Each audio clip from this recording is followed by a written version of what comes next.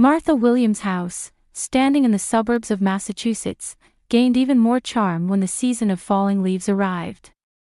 The 40-year-old home, surrounded by gardens she had lovingly tended with her late husband George, warmly welcomed visitors. Martha had worked as a nurse for 40 years, and had been living alone in this house since her husband passed away 3 years ago. Every morning, it was her routine to greet the day with coffee while bathing in the morning sun streaming through the east window. "Grandma, who's this in the photo?" Emma, who was staying for the weekend, pointed to an old photograph displayed on the living room shelf. Martha sat down beside her granddaughter and smiled gently. Emma was a curious 10-year-old girl who had become Martha's emotional support. "That's a picture of Grandma and Grandpa when we had just gotten married. Don't we look young?" Emma stared at the photo, her large brown eyes sparkling. "You look like Mom." "Yes, your mother took after me," Martha said, stroking her granddaughter's soft hair. "But you look like both your mom and dad. Especially your eye color, that's just like your father's." Martha's daughter Elizabeth worked as a curator at the local art museum. Her intelligent and sensitive nature hadn't changed since childhood, and Martha was proud that she had turned her passion for art into a career. 10 years ago, Liz had married James Harris, who had achieved success as a fund manager at an investment bank in Boston. On the surface, Liz and James' family was perfect. They lived in a beautiful house in an upscale neighborhood and were a couple that attracted envious glances in social circles. And between them was their bright daughter Emma. On weekends, the family visiting museums and parks together embodied the ideal family image. However, recently Martha had begun to notice something was wrong with her daughter. "Emma, shall we bake cookies? You like making them with Grandma, don't you?" Martha suggested as she stood up. "Yes. With chocolate chips." Emma bounced toward the kitchen. While Martha smiled, in her heart she was thinking about her daughter. Liz's voice on the phone last week had been subdued and tired. Although Liz said she was just busy with work, Martha felt there was some other reason. She was clearly thinner than when they met 3 months ago, and the dark circles under her eyes were concerning. "Is Mom not feeling well lately?" Martha momentarily stopped at Emma's question. She thought, what a perceptive child. "Why do you think that?" "I don't know." Emma shrugged her small shoulders. "But Mom often cries when she's alone." Martha's heart began to race. "I see, that worries Grandma a little too. But sometimes adults cry when they're tired." "Dad's been angry all the time lately," Emma added in a small voice. As she put chocolate chips into the bowl, her expression clouded. Martha said nothing, gently stroking Emma's head. Anxiety was spreading in her chest. What was happening in James and Liz's marriage? Martha had complex feelings about James. He was always polite, a successful man. But occasionally, she was concerned about the coldness that seemed to lurk behind his perfection, and how Liz seemed too submissive to his opinions. While they were baking cookies, Martha thought about calling Liz several times. But she ultimately decided against it. Maybe she was overthinking. Perhaps worrying about her daughter's marital problems was just an old mother's needless concern. Still, Emma's words, "Dad's been angry all the time," wouldn't leave her mind. 3 years ago, after losing her husband to a heart attack, Martha had to face her own weakness. With her husband of 40 years gone, she felt as if she had lost her purpose during the first few months. However, after joining a local volunteer group, she found meaning in life again. In particular, her work at a domestic violence victim support center was a place where she could use her experience as a former nurse. Many of the women she met there were suffering within closed homes despite being in socially and economically privileged environments. "Are they done?" Emma's voice brought Martha back to herself. "Yes, they've turned a nice color." As she took the cookies out of the oven, Martha decided. Tomorrow she would call Liz and try to explore the situation through casual conversation. If her daughter was really fine, that would be best. But if there was a problem, Martha wanted to help. She had experience. Through her work, and through life, she had developed an eye for spotting the dark secrets people carry. Emma, let's do something fun together tomorrow too, Martha kissed Emma's cheek. Yes. I love Grandma's house, Emma laughed innocently. However, there seemed to be a small shadow lurking in the depths of her eyes. On a morning when spring sunshine brightly lit the room through lace curtains, Martha was frying pancakes in the kitchen. It was the last day of Emma's spring break. Her daughter and son-in-law were scheduled to pick her up this afternoon. Emma, are you up? Breakfast is ready. When she went upstairs and peeked into the guest room, Emma was already awake, sitting by the window, gazing at the garden. Unlike usual, when she would jump up at the smell of breakfast, her granddaughter seemed lost in thought, causing a pang of worry in Martha's chest. Good morning, Emma. It's almost time to go home. Emma just nodded slightly without turning around. Martha sat down beside her. The spring sunshine warmly enveloped both their shoulders. Emma, did you enjoy these 3 days? Yes, very much, Emma finally looked up. There were tears floating in her large eyes. I love Grandma's house. Martha took her granddaughter's small hand. You can come again next weekend. And during summer vacation, you can stay longer. Grandma. Emma's voice trembled. What if I can't come during summer vacation? Why couldn't you come? Martha asked in a gentle voice. Do your mom and dad have plans? Emma shook her head. I don't know, but... During these 3 days, Emma hadn't shown her usual liveliness, and occasionally had a distant look in her eyes. On the first night, she had a nightmare and cried out, trembling in Martha's arms. When asked several times about the reason, Emma just said, I don't remember.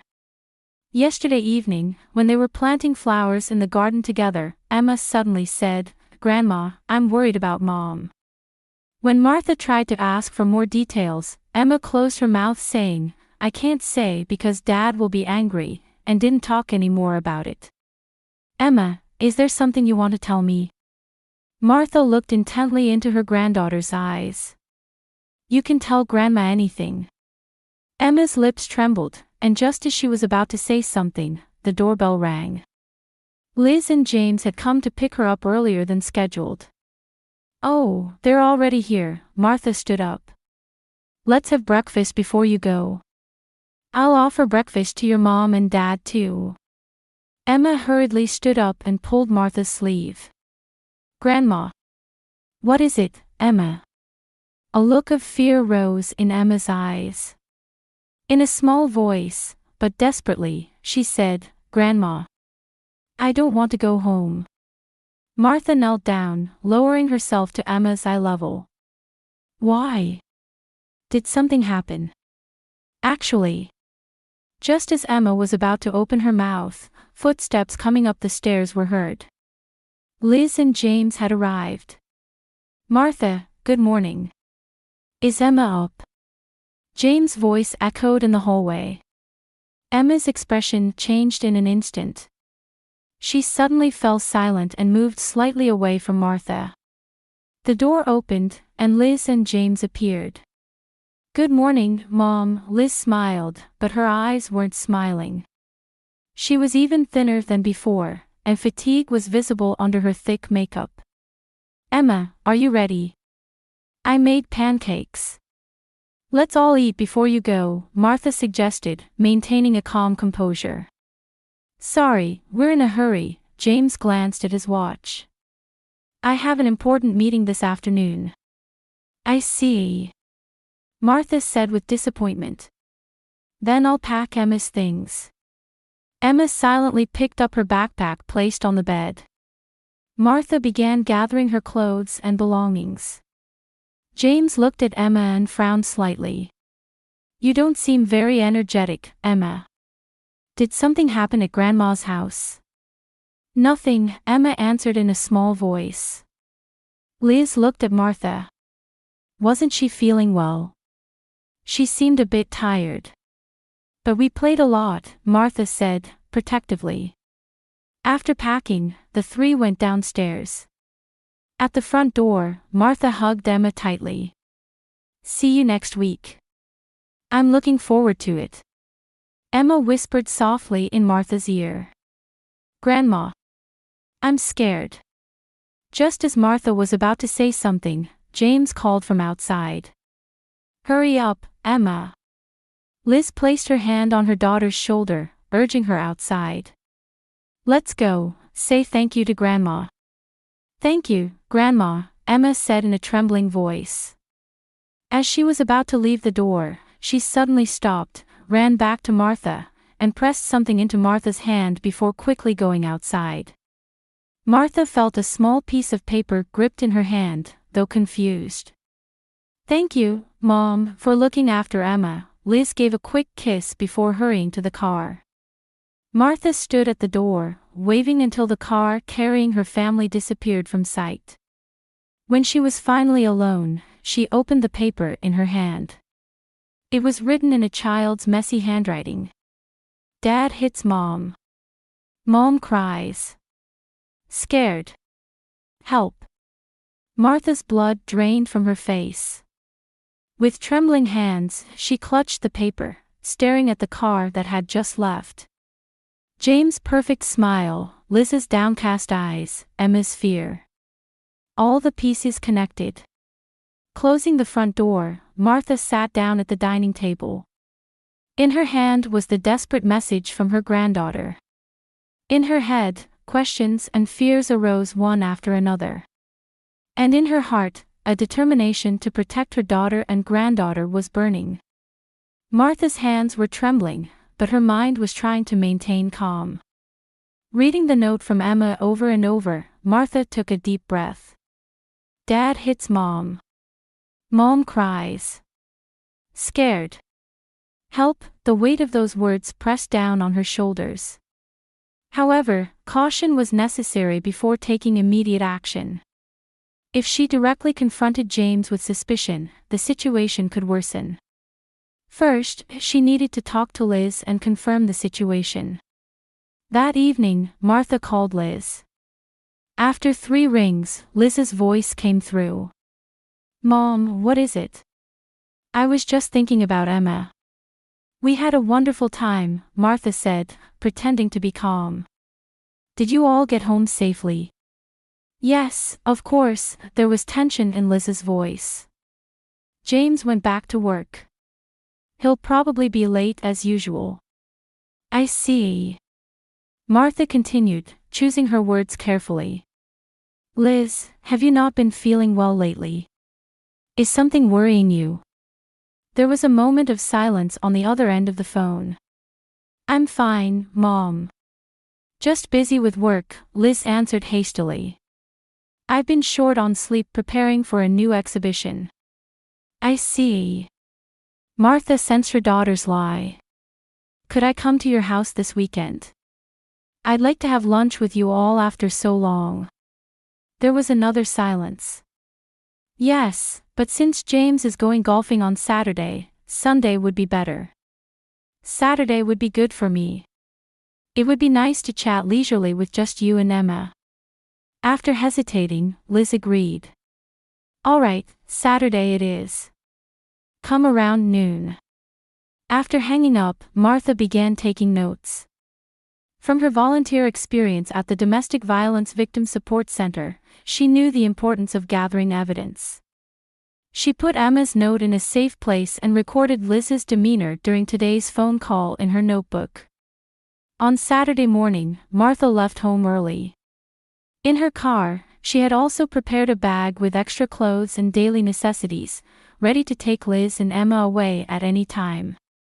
While holding a slight hope that her suspicions were wrong, she was prepared for the worst.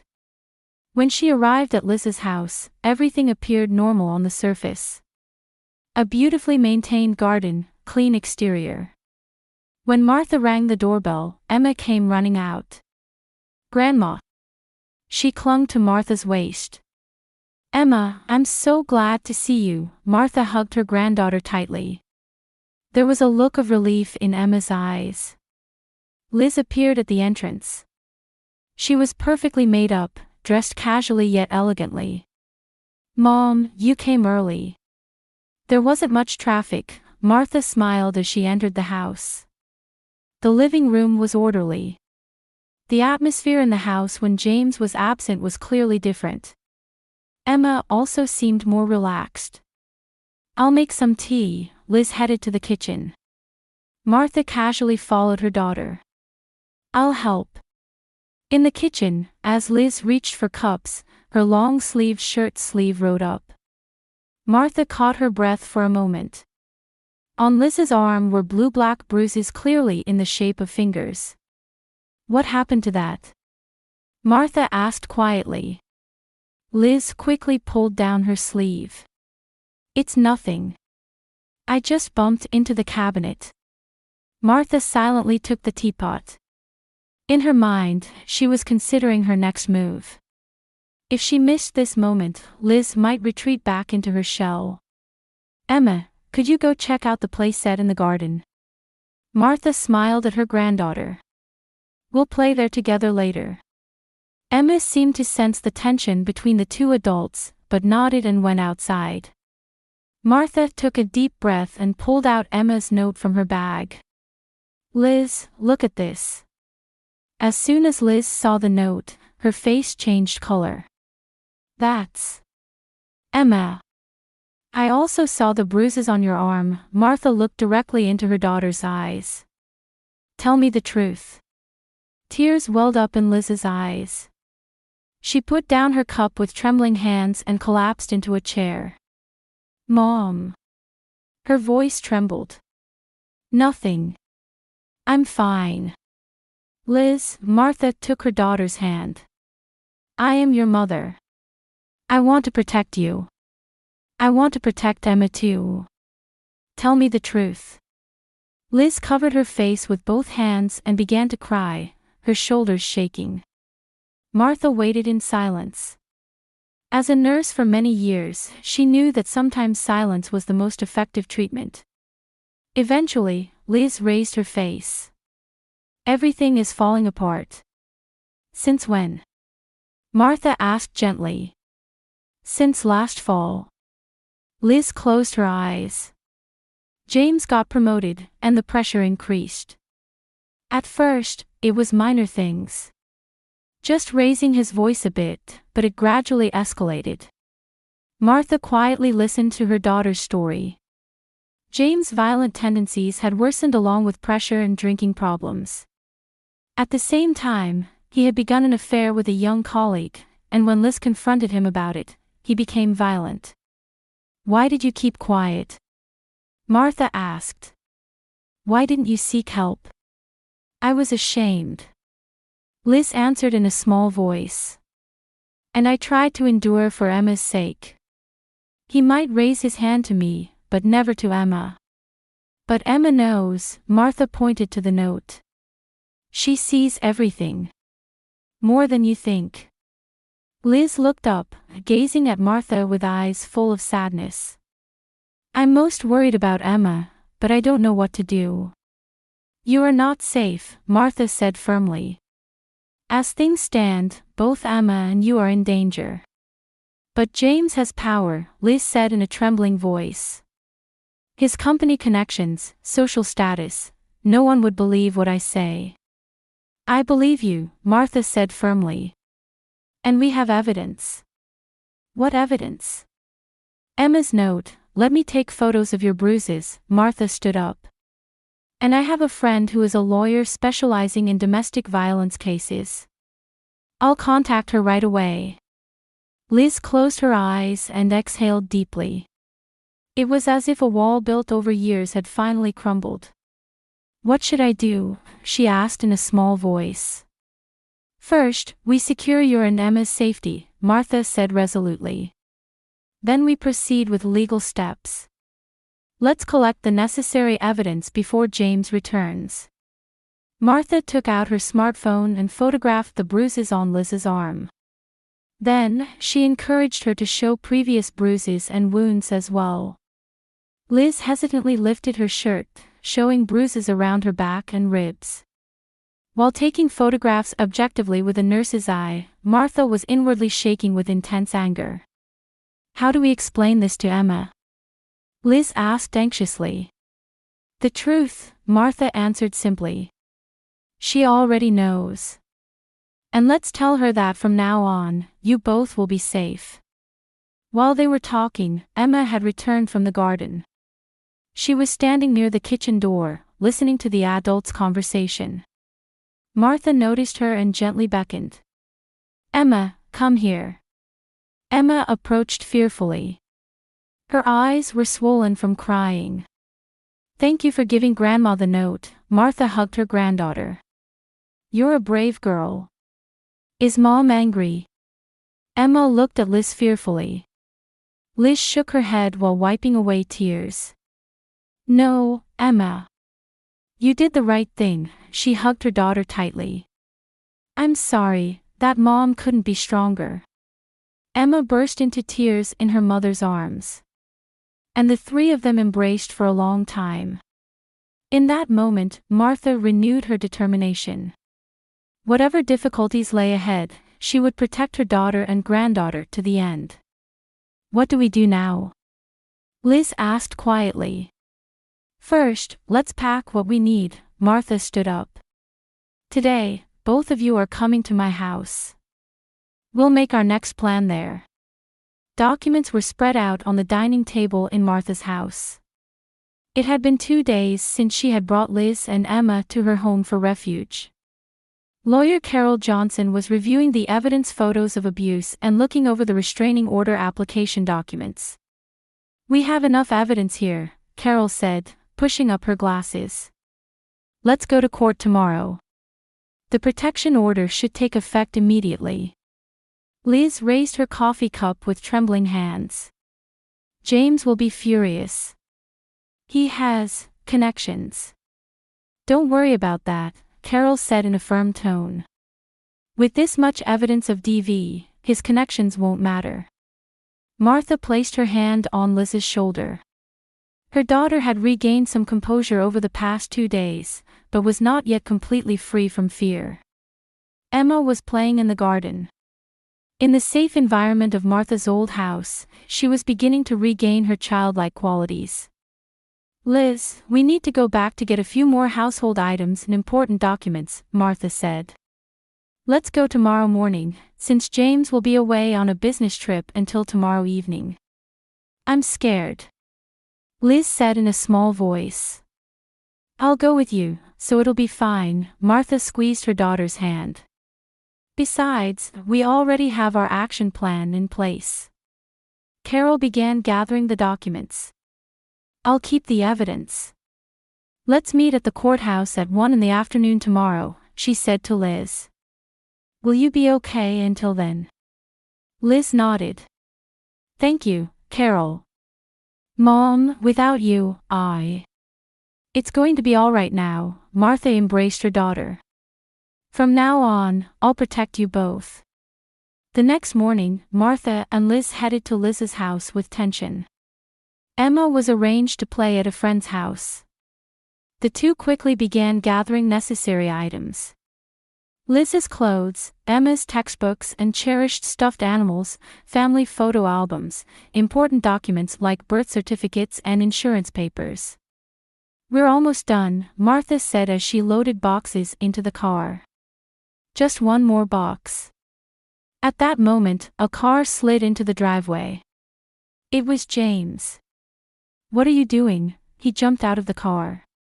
Anger was visible on his face. "Liz, where have you been? Why didn't you answer your phone?" Martha stood in front of her daughter. "Liz and Emma were with me." "I wasn't asking you," James said coldly. "Liz, what's going on? Why are you packing?" Liz, though trembling, stood next to her mother. "James, we need to be apart for a while." "What?" James' face contorted with anger. Don't be ridiculous. You're not going anywhere. She is going, Martha said firmly. And she will never be hit again. What are you talking about? James put on a falsely confused expression. Liz, what have you been telling your mother? The truth, Liz said in a small but certain voice. I'm ending it, James. James' expression changed completely. Let's go inside, he grabbed Liz's arm. Let's talk, just the two of us. Let go. Liz struggled. Martha had taken out her smartphone. She quietly pressed the record button and put it in her pocket. She stepped between James and her daughter. Don't touch her, Martha said calmly. We've already collected evidence. Your violence, your affair, everything. James faltered for a moment but quickly returned to an aggressive attitude. No one will believe you. I am a respected person in this town. No one will listen to your fabrications. Really? Martha said, maintaining her composure. Photos of bruises all over Liz's body, medical certificates, Emma's testimony, we have it all. Don't involve Emma. James shouted. You brainwashed her. No, Liz said, seeming to regain some courage. Emma saw everything. She saw you hitting me. She was scared. James raised his hand. Shut up. At that moment, sirens were heard. 2 police cars stopped in front of the house. What is this? James turned around, confused. I called them, Martha said. When I learned you would be returning from your business trip earlier than planned. The officers approached. Is there a problem? These women are taking things from my house. James suddenly switched to a calm demeanor. My wife and mother-in-law. That's not true, Martha said to the officer. We are trying to escape from domestic violence. She took out her smartphone from her pocket. He just threatened his wife. I have a recording. The officer focused on James, who had been seen grabbing Liz's arm. Please step away from your wife. This is a misunderstanding, James said anxiously.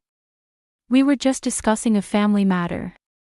Then, let us hear your stories separately, the older officer said. Martha's plan was working. She had prepared for this moment. The smartphone recording, contacting the police in case of emergency, and securing evidence. While the police took James away, Liz rested her head on Martha's shoulder. Is it really over?